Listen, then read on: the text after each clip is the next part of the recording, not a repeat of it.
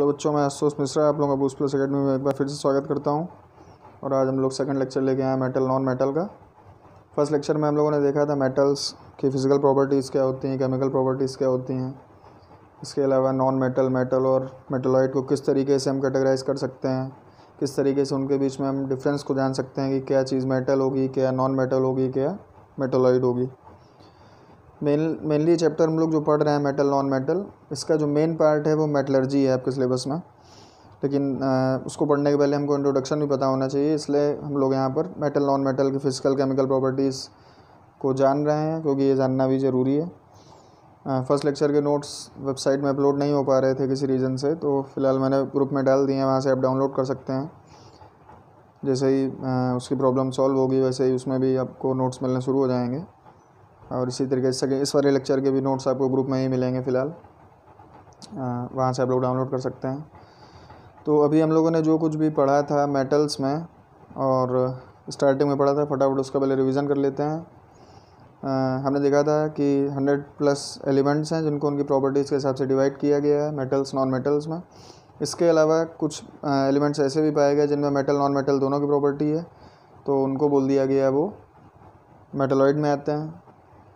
और अगर देखा जाए तो 80% जितने भी एलिमेंट्स हमारे एग्जिस्ट करते हैं वो मेटल्स ही होते हैं, उनकी प्रॉपर्टीज़ मेटल्स से रिलेट होती हैं या उनके इक्वल होती हैं, इसलिए वो मेटल ग्रुप में आ जाते हैं। फिर हम लोगों ने मेटल की फ़िज़िकल प्रॉपर्टीज़ देखी हैं कि मेटल में हार्डनेस होती है, मेटल में हार्डनेस के पीछे उसका मेल्टिंग बॉइलिंग पॉइंट बहुत हाई होता है, सॉल्युबल नहीं होते। कुछ एक्सेप्शन भी देखे थे कि मरकरी हार्ड नहीं होता है। इसके अलावा रिफ्लेक्शन की प्रॉपर्टी होती है, डक्टिबिलिटी होती है, मेलेबिलिटी होती है। इनको थिन वायर्स में इनको स्ट्रेच किया जा सकता है, इनको माउल्डिंग इनकी करी जा सकती है बिना ब्रेक करे मेटल्स की। तो ये सारी प्रॉपर्टीज़ हमने फर्स्ट लेक्चर में देखी थी। इसके बाद हमने केमिकल प्रॉपर्टीज़ बहुत सारी देखी थी कि मेटल की क्लोरीन से रिएक्शन करा देते हैं तो मेटल क्लोराइड बन जाता है। इस तरीके की प्रॉपर्टीज़ हमने देखी। तो उस लेक्चर, अगर आपने वो लेक्चर ना देखा हो तो आप लोग फर्स्ट लेक्चर को देखिए। और अब आप लोगों के साथ में अभिजीत सर भी जुड़ चुके हैं, जो आपको क्लास 10 की में मैथ्स और फिज़िक्स का उन्होंने आपकी क्लास लेंगे, जिसमें कि सबसे पहले उनकी जो सीरीज़ है मैथ की वो स्टार्ट हो चुकी है और उनका फर्स्ट लेक्चर ऑलरेडी आप लोग देख रहे हैं और अभी तक का रिस्पांस ठीक है। नेक्स्ट लेक्चर उनका कल अपलोड होगा लीनियर इनइक्वालिटीज़ में, और जल्दी उनकी फ़िज़िक्स की क्लास भी स्टार्ट होगी। मैं आपकी 10th में केमिस्ट्री कवर करा रहा हूँ, और जो भी हैंड रिटन नोट्स वगैरह होंगे, असाइनमेंट होंगे, वो आपको फेसबुक ग्रुप में, व्हाट्सएप ग्रुप में आपको मिलेंगे। और वेबसाइट की प्रॉब्लम जैसे ही ठीक होती है वहाँ पर भी आपको मिलने स्टार्ट हो जाएंगे। अब हम लोग स्टार्ट करते हैं अपना नॉन मेटल। जिस तरीके से हमने मेटल की फ़िज़िकल प्रॉपर्टीज़ को देखा था, उसी तरीके से नॉन मेटल की फ़िज़िकल प्रॉपर्टीज़ की बात करते हैं। तो अगर हम बात करें इसकी पहली प्रॉपर्टी की, तो जिस तरीके से मेटल की स्टेट के बारे में हमने बात करी थी, उसी तरीके से नॉन मेटल की जो स्टेट होती है वो गैसेस फॉर्म में जनरली पाए जाते हैं, जैसे क्लोरीन। लेकिन जो इसका एक्सेप्शन है वो ब्रोमीन है, जो लिक्विड में पाया जाता है, जबकि आयोडीन है जो सॉलिड में पाया जाता है। लेकिन maximum number of non metals जो हैं वो गैसेस फॉर्म में ही पाए जाते हैं। लस्टर जो होता है इनमें पॉलिश नहीं करी जा सकती है, ना ही इनमें रिफ्लेक्शन होता है। ऐसे मेटल्स में रिफ्लेक्शन होता था बट नॉन मेटल्स में रिफ्लेक्शन की प्रॉपर्टी नहीं होती है। Example diamond. हार्डनेस की अगर बात करी जाए तो मेटल के कंपेरिजन में ये बहुत ही सॉफ्ट होते हैं, लेकिन इसके बावजूद जो एक्सेप्शन है, नॉन मेटल होते हुए डायमंड जो होता है वो सबसे हार्डेस्ट नॉन सब्सटेंस है। तो ये एक्सेप्शन पे आपको ज़रूर ध्यान देना है कि एक तरफ तो हमको नॉन मेटल की प्रॉपर्टी बताई जा रही है कि जनरली सॉफ्ट होते हैं, लेकिन इन्हीं नॉन मेटल्स में ही एक डायमंड आप लोग जानते हैं, और वो सबसे ज़्यादा हार्डेस्ट एलिमेंट है अभी तक का, अगर बोला जाए तो इन एक्सेप्शंस को आपको ध्यान रखना है।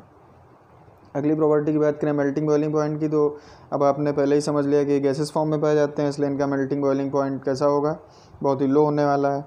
बस कुछ एक्सेप्शन इसमें भी हैं, कार्बन, बोरॉन और सिलिकॉन। सोनोरिटी इसमें नहीं होती है, नॉन सोनरस होते हैं, वो गैसेस फॉर्म में होते हैं। मेलेबिलिटी भी नहीं होती, डक्टिलिटी भी नहीं होती, मतलब ना इनको थिन शीट्स में कन्वर्ट किया जा सकता है, ना वायर्स में कन्वर्ट करा जा सकता है, ना इनकी मोल्डिंग हो सकती है। और ये सब क्यों नहीं हो रहा है आपको समझ में आ रहा है। कॉमन सेंस की बात है कि इनकी जो स्टेट होती है वो गैसेस होती है, गैस की स्टेट में पाए जाते हैं। तो गैसेस स्टेट वाली चीज़ की मोल्डिंग या वायर बनना है तो वैसे भी इम्पॉसिबल है। तो उसकी बहुत ही जनरल सी फिज़िकल प्रॉपर्टीज़ हैं जो आप लोग देख सकते हैं। अगली जो है गैस फॉर्म में है तो कंडक्टिविटी भी इनमें बहुत ज़्यादा नहीं होती, पुअर कंडक्टर ऑफ हीट होते हैं। सॉल्युबिलिटी की बात करें तो non metals are soluble even without chemical reaction and obtained by evaporation. Non metals कोई गैसेस फॉर्म में होते हैं, इसलिए सॉल्युबिलिटी की बात करी जाए तो बिना किसी केमिकल रिएक्शन के भी सॉल्युबल हो सकते हैं, यानी कि सेल्फ रिएक्शन ही कर सकते हैं और सॉल्युबिलिटी का एक तरीके से प्रॉपर्टी शो कर सकते हैं। और इवेपोरेशन भी इनका खुद ब खुद हो सकता है, रीऑब्टेन भी ये जो हो जाते हैं, जैसे कार्बन डाइसल्फाइड में सल्फ़र होता है। अब सॉल्युबिलिटी होती है, इवेपोरेशन इसका हुआ होगा तभी कार्बन डाइसल्फाइड से हमको सल्फ़र मिला होगा।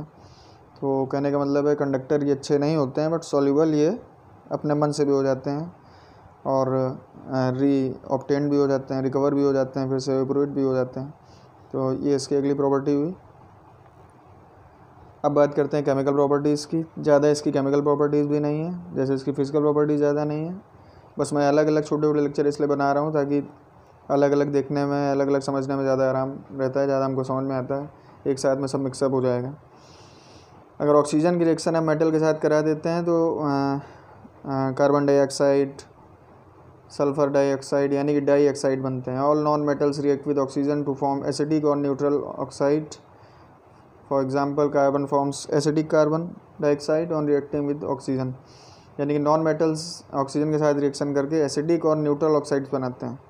जैसे कार्बन डाइऑक्साइड, तो अब कार्बन एक नॉन मेटल होता है, उसकी रिएक्शन ऑक्सीजन से हमने करा दी तो बन गया CO2 कार्बन डाइऑक्साइड। इसी तरह सल्फ़र की रिएक्शन अगर हमने ऑक्सीजन से करा दी तो बन गया सल्फ़र डाइऑक्साइड। तो एक प्रॉपर्टी इसकी ये हो गई। नॉन मेटल वाटर के साथ कोई रिएक्शन नहीं करते। Reaction of non metals with dilute acids, अगर इसकी बात करें तो स्टेटमेंट पढ़ते हैं non metals do not react with dilute acids and don't displace hydrogen from dilute acids. ना ही ये डाइल्यूट एसिड के साथ रिएक्शन करते हैं, ना ही डाइल्यूट एसिड के हाइड्रोजन को क्या करते हैं, ये डिस्प्लेस।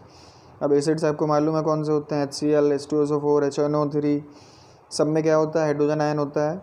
तो जब ये रिएक्शन ही नहीं करेंगे तो उसके हाइड्रोजन आयन को भी रिप्लेस नहीं करेंगे, because non metals are electron acceptor, so they can not supply electrons to hydrogen ions, so they do not displace hydrogen from dilute acids.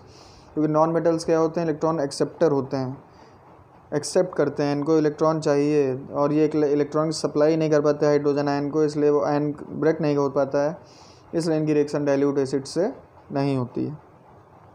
अब अगले पॉइंट की ओर बढ़ते हैं। Reaction of non metals with chlorine. Non metals chlorine के साथ reaction करके covalent chlorides बनाते हैं। जैसे मेटल भी क्या बनता था, मेटल का क्लोराइड बनाता था, तो यहाँ नॉन मेटल का क्लोराइड बनेगा।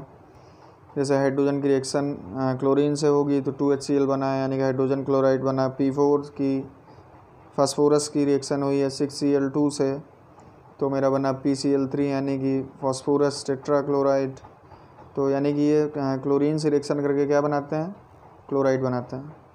और ये लास्ट रिएक्शन इसकी reaction of non metals with hydrogen. अगर हाइड्रोजन के साथ रिएक्शन कराई जाती है तो ये हाइड्राइड्स बनाते हैं। जिस तरीके से ऑक्सीजन से कराने पर ऑक्साइड बनाते हैं, कार्बन डाइऑक्साइड, सल्फर ऑक्साइड, उसी तरीके से हाइड्रोजन से कराने पर ये हाइड्राइड बनाते हैं। जैसे हाइड्रोजन की रिएक्शन हमने सल्फ़र से करा दी तो बन गया H2S, नाइट्रोजन की रिएक्शन हमने हाइड्रोजन से करा दी तो बन गया 2NH3। यहाँ पर सल्फ़र नॉन मेटल है और नाइट्रोजन नॉन मेटल है, इन दोनों की रिएक्शन कराने पर क्या बन रहा है, हाइड्रोजन सल्फाइड बन रहा है और अमोनिया बन रहा है NH3। तो ये छोटी छोटी सी रिएक्शन है इसकी। ये बहुत ही छोटा सा टॉपिक है, इसको देखिए, इसमें ऐसा कुछ है नहीं, लेकिन हमें जानना ज़रूरी है कि अगर हमें कंपेयर करने को बोला जाए तो हमको पता होना चाहिए कि इसकी क्या रिएक्शन होती है। अगला टॉपिक जो होगा वो इम्पोर्टेंट होगा, क्योंकि अब हम लोग धीरे धीरे बढ़ेंगे मेटलर्जी की तरफ, कि मेटलर्जी किस तरीके से करी जाती है या मेटल्स का एक्सट्रैक्ट किस तरीके से कराया जा सकता है। फर्स्ट यूनिट के आप लोग नोट्स को डाउनलोड करिए, उसको पढ़िए, वीडियोस को देखिए और ज़्यादा से ज़्यादा लोगों को, अपने स्टूडेंट्स को, अपने फ्रेंड्स को इन ग्रुप्स को ज्वाइन करने के लिए बोलिए, वेबसाइट में लॉगिन करने के लिए बोलिए। एंड होपफुली आपको लेक्चर समझ में आया होगा। लाइक करिए, शेयर करिए। Thank you very much.